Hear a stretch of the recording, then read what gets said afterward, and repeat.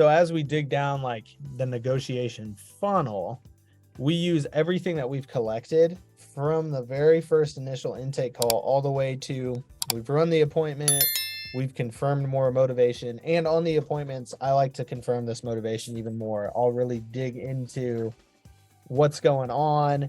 Hey, I know when we were on the phone, we touched on the house is a little too big. What would you like to see in your next house? Kind of start to paint the vision for them, the picture of their next property, so they can start to formulate that picture in their head. That way they're thinking about it already.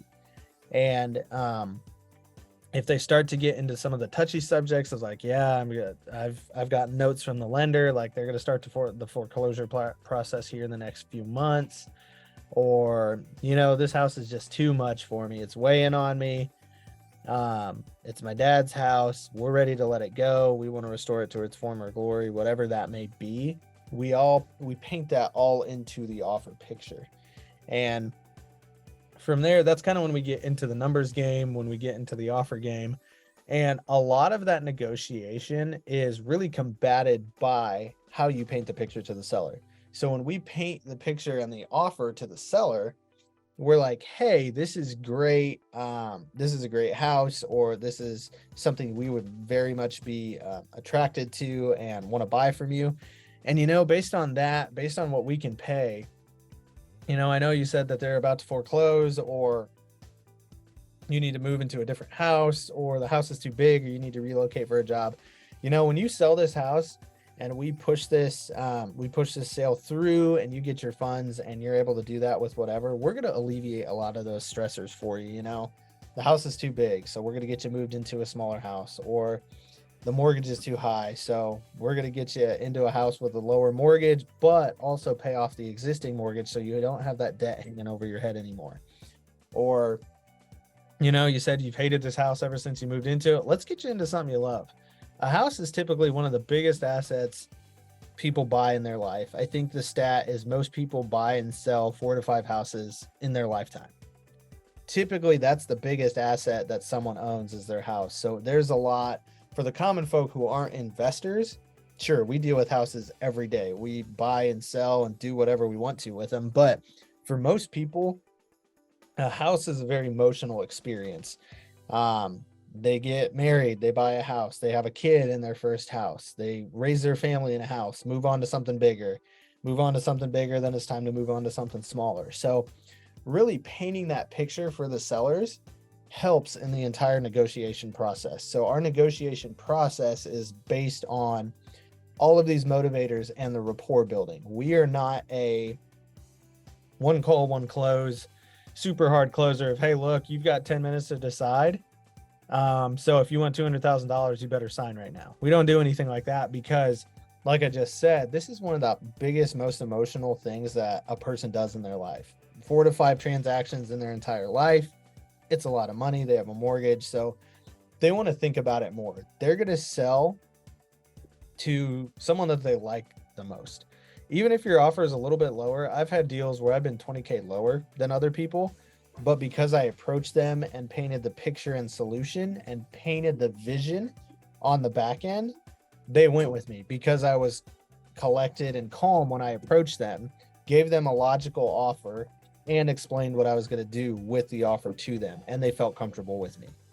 So a lot of that comes down to the rapport building. And like I said before, I will always hammer this point. Negotiations start as soon as you pick up the phone with them.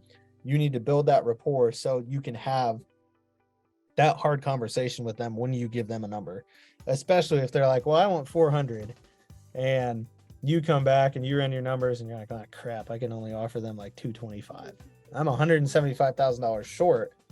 But if you've built if you've built rapport, if you understand the reasons why they're selling, what their motivation is, and if you understand how you're going to paint the picture and still accomplish A, B, C, and D and not hit their price, you have a much better chance of closing that lead because you're going to accomplish those 4 points, just not hit the price point. If you really only hammer, okay, you want 400,000, let me come see it. All right, I'm going to give you 225. You have no leg to stand on when you're negotiating. You're like, well, you wanted 400 and I'm at 225, take it or leave it.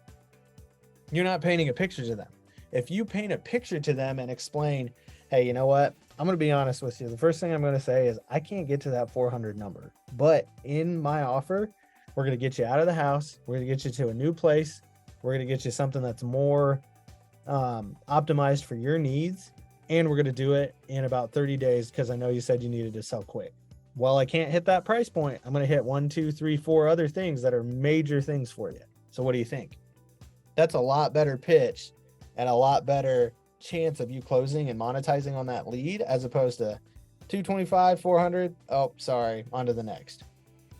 You have to build that rapport with your sellers. Otherwise, you're not going to get anywhere when you negotiate. And that's why I believe that building or going through all this motivation stuff with your sellers from the very, very beginning and painting that seller story for each seller you deal with is going to help you negotiate a lot better on the back end. Because like I said before, on the solution-based selling side of things, you are much more likely to connect with them because you've painted that solution, you've put it in their head, you've shown them what next steps are. Hey, when we close this thing in 30 days, here's what you can do. Here's the vision that you wanted. This is the whole reason you're selling your house, and I'm going to accomplish a myriad of things for you. Price might not be one, but that's fine.